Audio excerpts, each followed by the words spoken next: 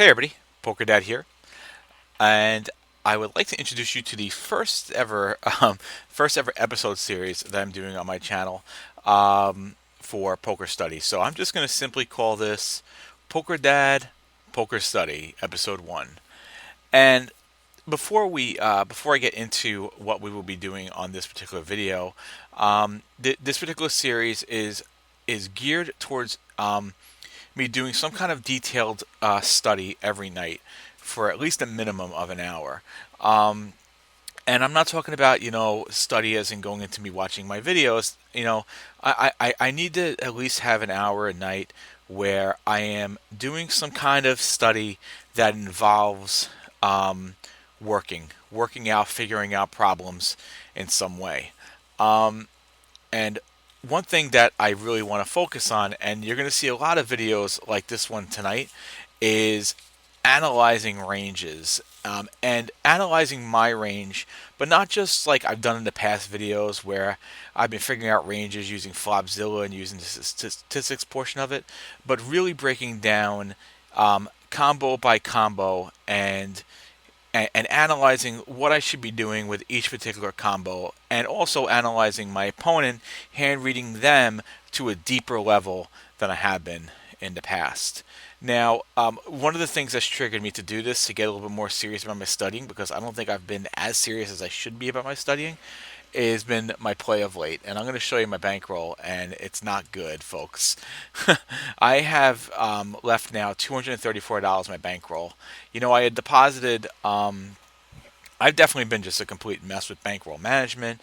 Jumping. If you've watched my videos, you've seen I've changed what I've been doing 150 times, it seems, at this point. The bottom line is this. Right now, my focus is on winning and having a positive win rate. And right now, I am still losing. I deposited that $200 on Global Poker. I busted that bankroll. So right now, I have my bankroll is now down to $234. So instead of this being a bankroll building process, it's been a bankroll losing process, because it's just been I've been a complete mess with the bankroll, as you can just tell by looking at all my past videos. But I'm focused now. I am playing NL5 at this point. I'm doing a 30 bankroll requirement, so I have 46 buy-ins right now for NL5. And I'm playing on ACR and Ignition after I busted out of Global. If this way, then I can really use Poker Tracker here. And I bought a converter for Ignition to be able to put my Ignition hands on Poker Tracker 4 as well. So that is where we are at right now. So two different types of games, of course, ACR and Ignition. I'd like to, I'd like to really get good at ACR because it's a tougher field, and I feel like it could really improve my game. But the bottom line right now is I really need to figure out what the hell I'm doing. I'm not reading hands well, and what's most important is, I don't think I'm playing my hands well, and this is going to be a great activity to really get my mind working in the right direction. I'm excited for this. So this will be a new series. I will be looking to have a video up every single night. And they say, like when you were back in school, um, you you couldn't go out and play in the yard. You couldn't go and play with your friends until you did your homework. And a rule that I'm setting for myself now is I can't play poker until I've done my homework. And what's my homework? My homework is doing work, and literally work, study work, not just reading, not just watching videos, but actually doing work. So that's what we're going to do here. So this right here, I'm going to be doing range analyzing. And again, we're going to be doing a lot of these range analyzing videos. So this is how the process is actually going to break down here. So what I'm going to be doing is I'm going to be analyzing the villain's range based on his VPIP, PFR, and 3-bet and play style, which I can get from the HUD. Depending on what the how much of a sample size we have.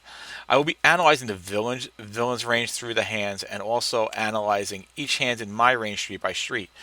So through Poker Tracker, I won't have the actual hands up to know what the hands are until the end. But this isn't really a hand reading exercise per se. It kind of is and it kind of isn't. I'm hand reading my opponent while I'm working on my range. So I guess I'm kind of doing all of that and also analyzing my opponent's play style as well based on their statistics. So three different things that we're doing here to better my play when when I am actually playing. So first thing I'll do is I'm going to pull up a hand. So I actually set up this report where these are all hands that have gone to showdown that we know we see the cards at the end. So this is something I do after every. I set this up after every session, and let me pick something that we have action on at least two of the three streets. Let's see, raise bet. Let's do something here. I want to see something where I'm calling at the end to kind of make sure I'm not having some kind of problems like. So this is an interest. This looks like this could be an interesting one. Raise bet call call call. All right. So let's see. Let's replay the hand.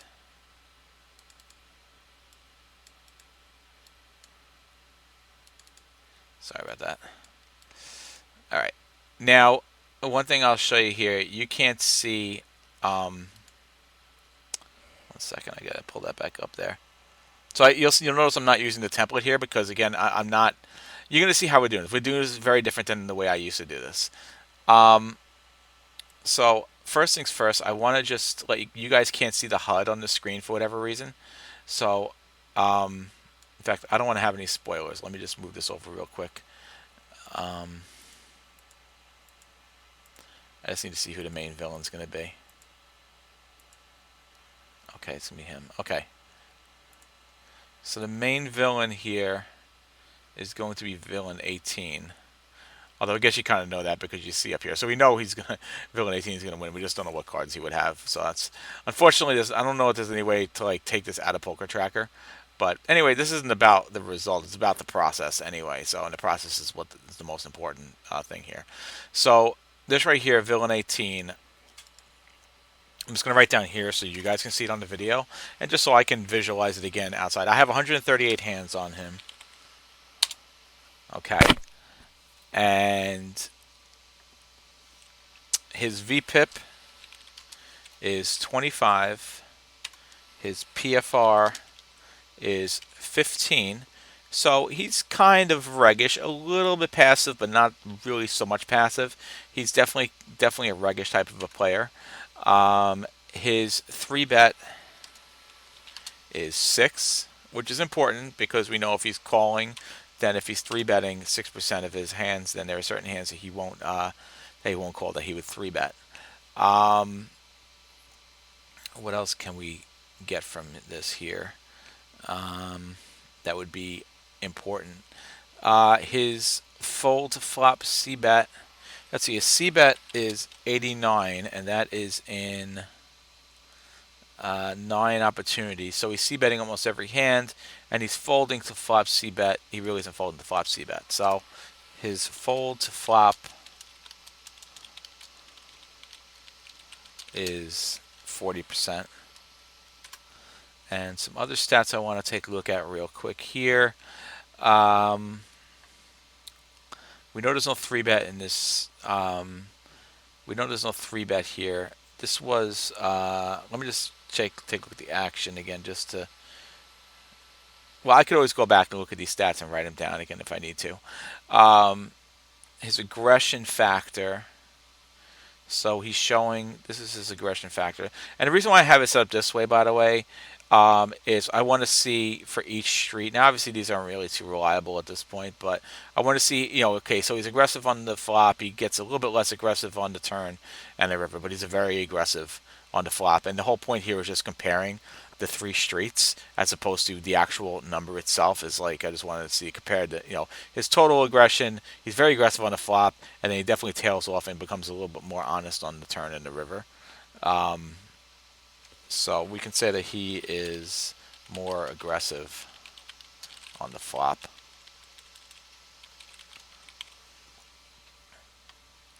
And the showdown, let's see, is this really very relevant?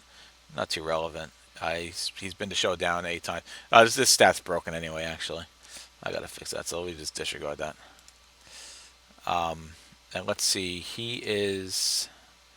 Let's see how this. Let's see how this starts off. Actually, I've converted this into BB, by the way, because I'd rather have big blind. Now, as you can see, actually, he is a short stack, which would definitely put him under a recreational. Would make him a recreational player. Oh, one other thing about what I'm doing here is I'm making sure that since I'm playing 5NL right now, is I'm reviewing hands within the limit I'm playing because I think that's beneficial. What's the point of me looking at a different limit? Then I really want to focus on the limit I'm playing. So to see how these players are at this particular limit. But as you can see, he is short stack. He comes in at 76 big blinds. I had 133 big blinds coming into this hand. So let's see. Villain 19 folds. I bet 3 big blinds, and I am in the cutoff, so we'll deal with that in a second. And we get a call here from Villain 16, and Villain 18 calls in the big blind. Okay, so he just calls in the big blind, so we don't really have to worry about. If we just take a look at his VPIP, his VPIP in the big blind is 27. So I mean, it's, as you can see, small blind 30, big blind 27, early position. Doesn't seem like he's very positionally aware of this play. So he's definitely a recreational player.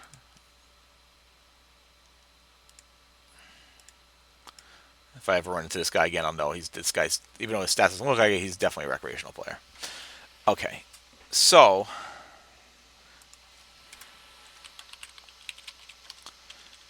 we know then that, and he's aggressive on the flop, and then he gets a little passive after that. So that's good to know too. All information that we can use here when figuring out his range. So first things first, let's get to my range. Now, what my plan is here for me is this is how I want to be playing. So what I end up with here at the end of this hand isn't so relevant because I am going to be doing this how I want to be playing and how I plan to be playing in the future. So again, I'm not trying to figure out what my hand was. I'm trying to figure out how to play each hand in my range going forward. So this is the cutoff. So my cutoff opening range, I'm going to be using these ranges for the most part for my opening ranges. These are pretty good micro stakes ranges, keeping rake in mind. So this is going to be my opening cutoff range here. And by the way, I'm using this hold'em EQ. That's how we'll see the equity compared to each other.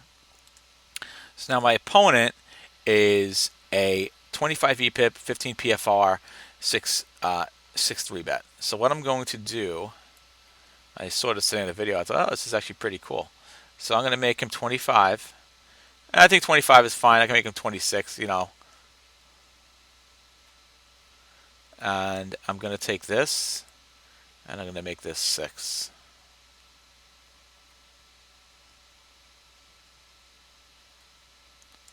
I think that's fine. I just want to see something. Yeah, 3 times out of 50. So 6%, 3 times out of 50. I mean, I could actually just make this a little bit lower. I think this is fine right here, actually. Make it 5. All right. I think this is good. Around here is good because it's a small sample size, only 50 hands. They haven't had an opportunity to 3-bet, and he 3-bet 3 times. So I think actually this kind of makes a little bit more sense here. So we'll go with this for his starting range here. And plus, keep in mind also that he's a recreational player. He's not going to really know about squeezing, but I mean we do have another player in here, and he still decided to call again in the big blind O, so he's going to have a little bit of a wider range in the big blind. So, in fact, I'm going to give him these 2 also, just for the hell of it. He is a recreational player. He's going to like aces, so I'm actually going to give him all aces as well. So I mean let's see, in the big blind, his VPIP is 27. So I mean, I think we can safely assume he's a recreational player, that he would probably call almost all aces right there. But what else does he have? So he has aces here. Just looking between our ranges, um, obviously I have a range advantage versus him right now. But we see here that he's got aces, and he's got king jack suited through king nine suited, queen jack suited through queen nine suited, a couple of these jacks over here, and some suited connectors. Got all these pocket pairs up until nine, king queen off, and then he's got all these. So I mean, this definitely is a Broadway heavy range that he has. With a few of these suited connectors. So, this is seems to me like a pretty standard range for what he has. But again, he is a recreational player, but, he's an ACR type recreational player, which is different than a recreational player like on Ignition or something like that. Okay, so let's go and move forward. And our flop is 5 of clubs, 9 of clubs, and 5 of hearts. So 5 of clubs, 9 of clubs, and 5 of hearts. So first, let's just take a look at the equity between our ranges before we start removing cards and seeing what the action was here. So I am still slightly ahead. My range isn't too far ahead of his. I mean, if you look at his range and my range side by side, let's just take a look at them side by side. They are very similar. Almost, our ranges are almost identical, except for the fact that I don't have these aces here, and I don't have these lower cards here. So we have 5 5 9. So not having these cards may hurt me. Not having these cards here, but our ranges are very very similar, almost identical, except for the fact that I have the hands that he didn't three bet, and that's pretty much the difference between our equity is the fact that I have these hands here, the ace, ace, ace, king, king, king, all of that, where he doesn't have that because he didn't three bet. So now let's see what happened next.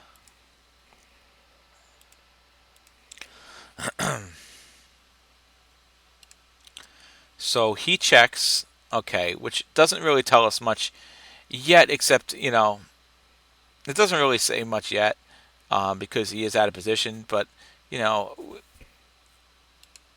going to bet, so I bet pretty small, only half pot, which is normal for me in a multi-way pot. I usually always bet half pot. And villain 16 folds, and he raises. So this is interesting. Because if you remember, we said that he is more aggressive on the flop.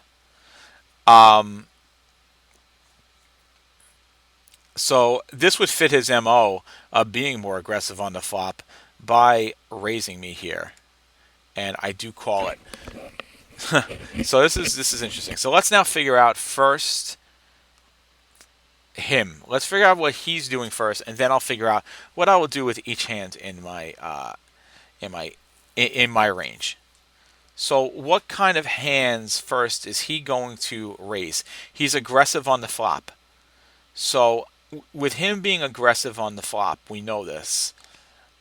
First thing I'm going to do is all the suited aces here, because we have 2 clubs, all the suited aces that are two club aces,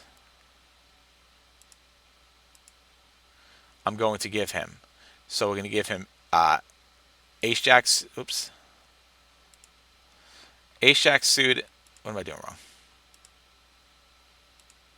Ace jack suited, ace 10 suited, ace 9 suited. Now, usually in my old way of doing it now is I go through all this here. But here I specifically want to just say, okay, these are the hands, the specific hands that he's going to be holding on to here. I guess went to that. All right, ace 8 suited, ace 7 suited, ace 6 suited. These are all club. These are all just club, okay? Obviously, ace 5 suited would wouldn't be two clubs because there's a club out there already. Same thing with the ace nine, so we can take ace nine out of there. Um, Ace four suited, ace three suited, and ace two suited, and we could do the same thing with all of these here, except for the nine, of course. The nine we'll have to keep out because there's a nine of clubs already on the board. And all of these. So do we think he would do this with just one club for these hands? Um, because he's aggressive on the flop, I could see him at least minimum doing this with an ace. So what I'm going to do is I'm going to give him all of these here that have a ace of clubs. Am I doing it wrong? Yeah, I'm doing it wrong. I have to do, the club has to be on the left, right? So it has to be this way. I believe that's how it works. So ace jack offsuit, ace 10 offsuit, ace 8 offsuit, ace 7, ace 6, ace 4, ace 3, and ace 2. So he could definitely raise any one of these with a backdoor nut flush draw. Okay. So now what about the other cards? Ace 9 suited. Well, I think this actually fits the same bill as this ace 9. So the same thing would apply here, with it being. Oh no, obviously, duh, idiot. If it's ace 9 suited, then it's ace 9 suited, and it can't be that. So, would he raise ace 9 here? Well, I mean, he is aggressive, so I think we can keep him with ace 9. 9 being the 9 being the the top pair here. So I'm actually going to keep him with all of these nines. Obviously, we can keep him with this 9. So what can we get rid of here? King Queen offsuit. He's not going to raise. King Jack offsuit. No, he's not going to raise that. I don't think he's going to raise any of these backdoor straight draws. I don't think he'll raise any of these. And I don't think he's raising them even like as a backdoor flush draw. I think only the nutted aces, I think, is what he would do there. So I think we can get rid of all of those. We're going to keep all of these nines here, and we will keep 9-9. Obviously, we'll keep 9-8. So other hands, I don't think he'd be doing this with. I don't think he's doing this with any of these pocket pairs here. Obviously, he's doing it with quads. 4-4, 3-3, and 2-2 we can get rid of. 8-7 suited. A gut shot. I think we can keep this in his range. The same thing here. 8-7 and 7-6. I think we can keep in his range. 6-5 we can keep in his range because he would have trips, which I can see him doing this as well, being aggressive on the flop. So what do we have here? We have the quads. So 0.92% of his range is quads. He's got a full house with the nines. He has 3 of a kind with any of these ace 5 and 6-5 combos. He has no overpairs. He has his top pairs of ace 9, all these nines. We don't have him as any pocket pairs below top pairs. We take those out. No weak pairs. We have his ace highs, which are also backdoor flush draws, but that we're counting them more as backdoor flush draws. So we have flush draws. So the reason why I didn't make these specifically for just flush draws is because of the fact that they do make gut shots as well. So that's why we'll keep the 8-7 and 7-6 having all of the suits in there. So he has gut shots. the overcards, again, that's the backdoor flush draw stuff. But again, I'm not really messing too much with this. I'm just more focusing on what the hands that I have in here. So this is what I believe his range is at this point. Now let's take a look and see what I would be doing with each card in my range. So I bet the flop, and then, in fact, I want to just make sure I keep track of this stuff here.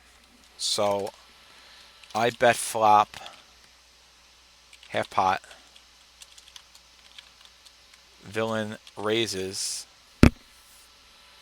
does about a 2x raise, and I call. And again, I'm in the cutoff, and my opponent is in, whoops, I'm in the cutoff, and my opponent is in the big blind. All right, so let's figure this out. What am I betting here? So first thing is, I'm just going to go down the line. Okay, so ace ace. Well, let's just deal with first the pocket pairs. Okay, so I'm betting 10-10 and up here. These hands, I'm definitely going to lead out the betting, since I was the pre-flop aggressor, and in my eyes right now I have the best hand. So all of these hands here, I am going to bet. I'm going to bet 9-9, of course, which is a set. I'm going to bet 6-6.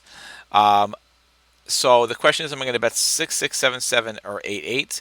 I don't think I will be leading out with these as bets, so we can take these out of the range. I wouldn't. I'm not. The real truth is, I am not leading these out with bets. Now, what I did then, God only knows. But if this hand is be playing right now, here and now, I would not be leading out with these hands. I would be leading out with 5-5, 9-9, and 10-10 through ace-ace. So now, all nut flush draws, I'm going to tell you right now, I am not leading out with. I am checking and then I'm calling. So, because I am checking and then calling all these aces, except for the 9, except for the 5, of course. Well, let's see. Okay. Ace king, no. All right. Ace queen, no. So ace king and ace queen, I'm checking. So these hands are going to take out of my range. Ace jack suited, no. Ace 10 suited, no.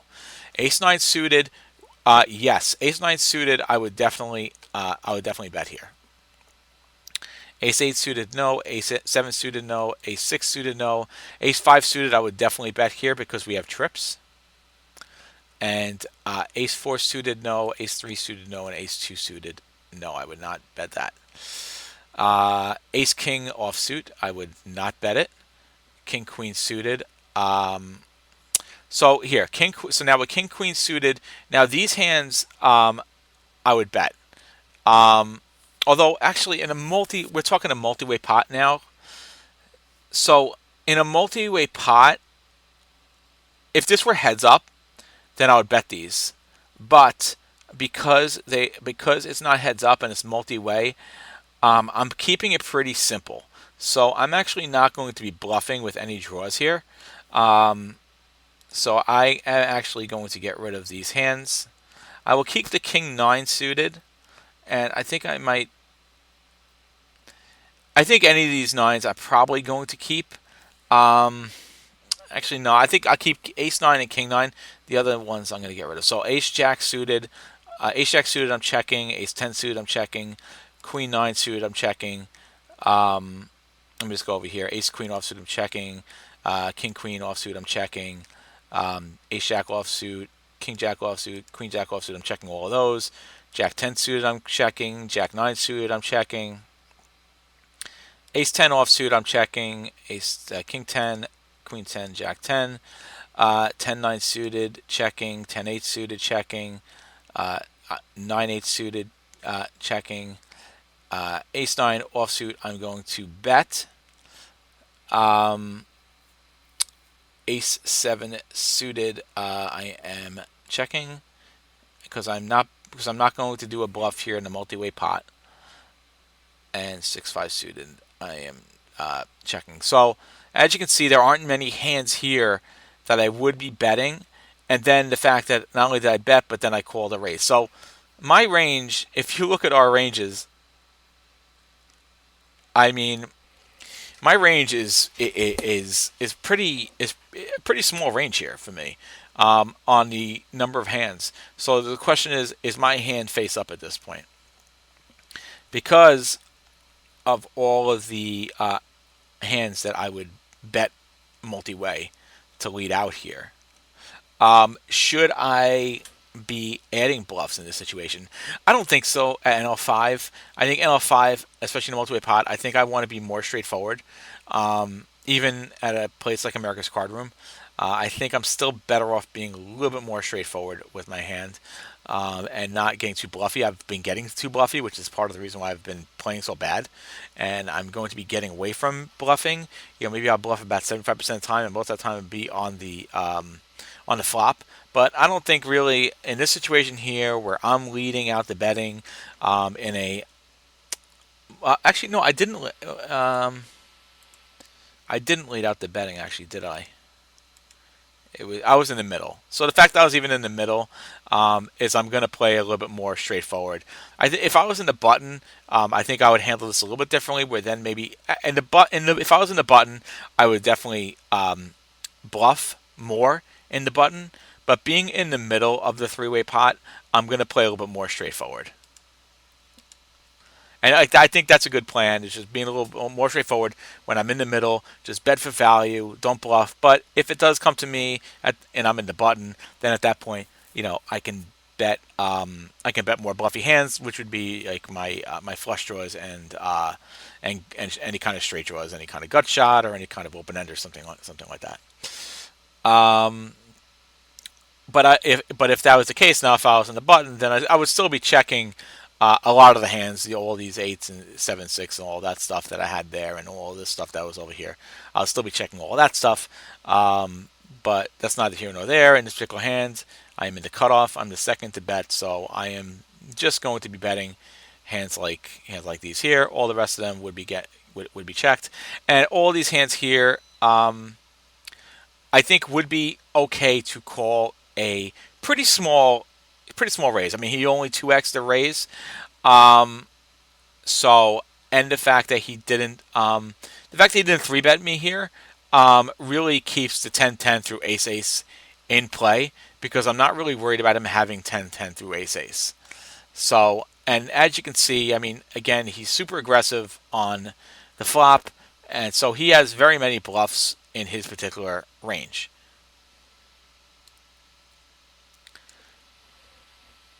But the one thing I want to want you to keep in mind that we're playing at NL5, and the bluffs usually slow down, and especially again if you remember with this particular player, he's aggressive on the flop, but then he kind of tails off as the turn comes and as the river comes. So we'll keep that in mind. So now the equity after we've done all this card removal, I obviously have a big equity advantage if I did decide to if these are my cards, which if I was playing the hand today, these are my cards, I would have a huge equity advantage going into the turn. So now let's check out the turn.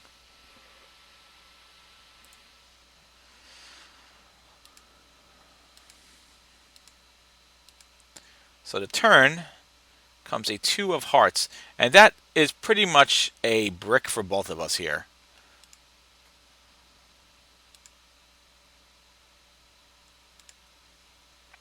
Because for me, it's a complete brick. The 2 hearts is just a terrible card for me in a way because I have no 2s in my range at all. He at least does have the ace 2, but I mean that's not really doing too much for him either. Because like what is the 2 doing for him here? I mean obviously if he had a 2, now he has 2 pair, which isn't really that big of a deal, of course, because with the 9 being out there. So really the 2 doesn't really do much of anything for us here. I think for both of us, like it doesn't really change this hand much at all. I think we're in the same place we were before. Right? Because what would the 2 do? He has an ace 2, but that was just for clubs. So that wouldn't do anything for him. And again, the same thing here because, he was on flush draws with the clubs. So, yeah, not really going to do anything here. So now, let's see what happens.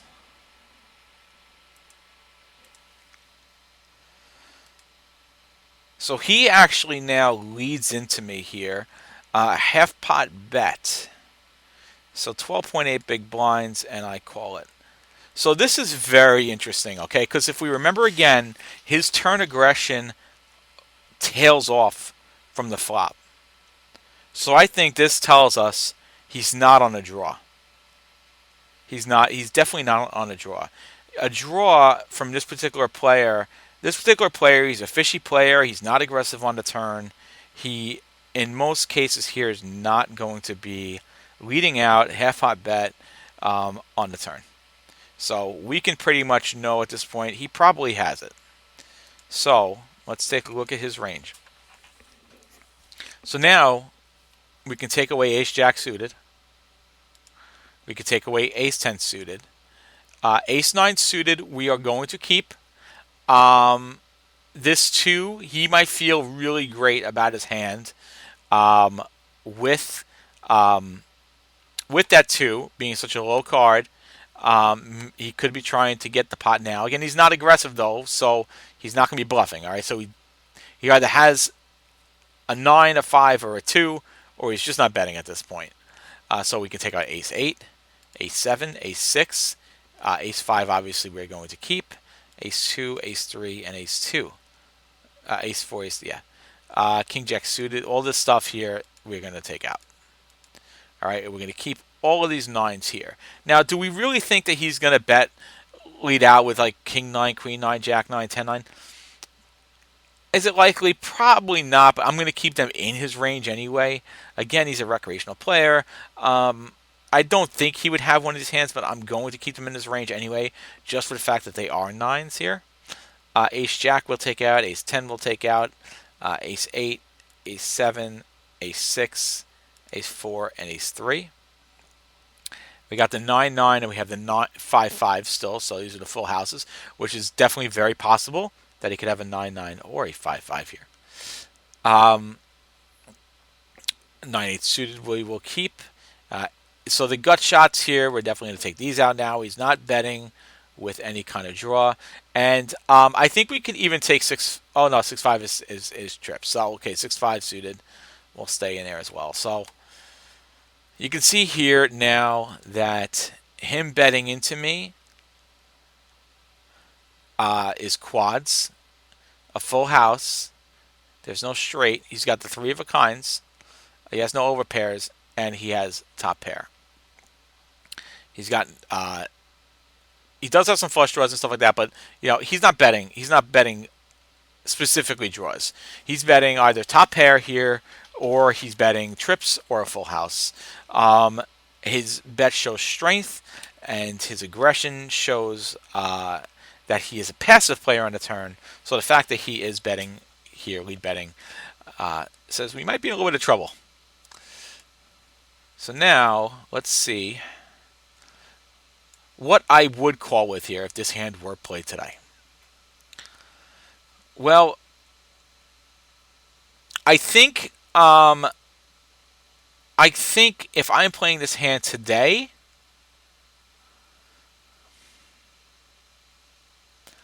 he raised. All right, so he raised. So ace ace, king king, queen queen, jack jack, 10 10. I'm probably going to call all of these hands. I'm not going to love it, but I am getting pretty good odds here. So I'm probably still going to call all of these hands here. And I don't see... I think I can be convinced to fold out these 9s now if I see that he's not aggressive on the turn. And I want to let you know, by the way, that when a hand was played, I actually just added these aggression stats to I meant to have them earlier, but I just added them to my HUD. But just knowing right now what kind of player he is, and if this hand were played today, I think I have reason to dump the 9s. At minimum, Well, I should say this. At minimum, I'm dumping the king nine. I'm going to leave the ace nines because it's the top kicker, but the king nine, I'm going to fold. And obviously, ace five we're keeping. All this other stuff we're keeping. So just the king nine is the only one I'm folding. Everything else I'm going to call here on this turn that I have that we have left in our range here. So after everything's said and done, I still have a pretty big advantage over him with the cards that I have decided to keep. Um, there's still not much that's beating me here. Um, he had and that's because he has all of these nines here that are just top pair nines. Um, so if I'm going with this range here, then I'd be in pretty good shape here. Um, and these are definitely the cards that I would definitely be continuing with these cards. You can say like, okay, the nine, it's debatable. The nine is really debatable on whether or not I would have them in my range at this point. Um,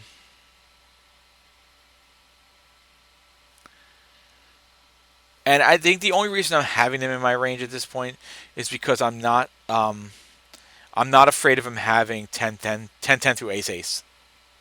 I think my true real concern here is that he has trips or he has a full house at this point. If he doesn't have trips for a full house, then I'm good. But just looking at this, I am really nervous he does have trips or a full house here. Um, which just makes me a little bit nervous about the nine, but yeah, I think I'm just definitely keeping the nines. I think I'm just definitely keeping the nines in here. So, all right, let's take a look now. So we get another five. So he shoves into me here, and I call it. All right. Well, let's see. Again, we know he's not aggressive on the river. He's aggressive on the flop, and he tails off on the river. So he has, most likely, he has the nuts here. So let's put in the five of spades. And let's see. So ace nine would give him a full house. So he's got ace nine. Ace five suited would give him quads. Doesn't really get much better than that. Ace two suited would give him a full house. Okay. So all this stuff here, all these nines, really not much is changing here. His range is pretty much what it is. Nothing actually changes here at all. His range is what it is. And his range, I mean, gives him every single card in his range gives him either a full house or potentially quads. All right, so actually, yeah, 6 5 suited to give him quads. Oh, obviously 5 5 he can't have. So we'll take out 5 5. There is no five of a kind. So he doesn't have 5 5. We could take out 5 5 just for the sheer fact of it's impossible for him to have it. So 6 5 he can have. So he actually has. Look at this. He's got one, two. He has 5 combos of quads. Yeah, and then he has all these full houses with the nines. So now the question is, what am I calling with here? Um, what am I calling it all in with here? Well, I have all of these potential full houses. Wow, this is a tough spot for me because I have to again. We're in the same exact situation. Quads. Oh, obviously no fives. So I have one less combo of quads than he has. He's got more combos. I mean, I got a lot of. He's got 5 combos of quads. I have a measly 1 combo of quads. So I have 1 combo of quads. He has 5 combos of quads. So that could be potentially a little scary if there is quads on this board. Um, I got the nines, and I have all these. So we got the obviously, yeah, so 9 9 9. Yeah, ace 9. 999 would be good, and ace ace, all this stuff. So yeah, I mean, I think this is pretty much it. It's, quads are full house on this board, and I still have a pretty big range advantage over him. All I'm worried about here is quads. So all right, let's see what happened in this hand here.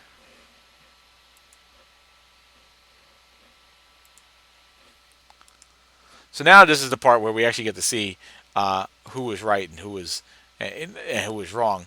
But I mean, this is exactly how I want to be playing this particular hand. Uh, and I have ace nine offsuit. Okay, so exactly, I had ace nine offsuit in my range here, and he has ace five suited. So yeah, okay. So he ended up with the quads. I do have that in his range here. Um, so now, just looking back at this hand, I played it the way I would want to play it. Okay, so that's good, and that's going to be part of the point of this whole process. Also, is to eventually do see what I did play and to see, okay, did I play it the way I should be playing it or not? I think I played this hand perfectly correctly. I don't think I did anything wrong in this hand. It just ended up being a situation where I had a full house and he had quads, and there's nothing really I could do about that. With my particular range, right? With my particular range, I had full houses with every card that was left in my range. Now, for him, there were hands that I could beat. Any of these nines, I could beat. Okay, so I beat King nine, Queen nine, Jack nine, 10-9. Right? So, in fact, I could just, if there's a way, I wish that you could see, like, this portion of it here. Um, it doesn't break down the full houses, but if we just count, okay, the number of full houses that I beat, so 3, 6, 9, 12. Let's see, so 9. Let's see, he has 9 plus 9 plus 9 plus 9 plus 3 plus 3 plus 3 plus 3. So there's 48 combos I beat here if he's shoving with any of these nines lower than an ace 9. Also add in the 9-8 as well. That's 51 combos that I'm beating here. So there's a lot of combos that I'm beating, which is why I still had a pretty good equity advantage. Also add in his twos. Okay, now why does this ace 2 not show up? Oh, I guess because this was suited. Oh, you know what? I don't know why this ace 2. I must have screwed up somewhere with this ace 2. I made this. I thought I made it club club. I would think this ace 2 should still show up here because it wasn't a heart. I'm not sure why that doesn't show up in the full house. Unless I screwed something up with that. All right, anyway, look at all the full house combos that I beat here. Tons of them. So I don't think that there's any question. I got to call this. He comes up with quads. What am I going to do? So I think this is something that I have to do daily, and it will get me thinking smarter when I am actually playing. And I think this is great. So this concludes episode number 1 of what I say I was going to call it, Poker Dad Poker Study. I guess seems fine. I don't know. I guess it seems fine.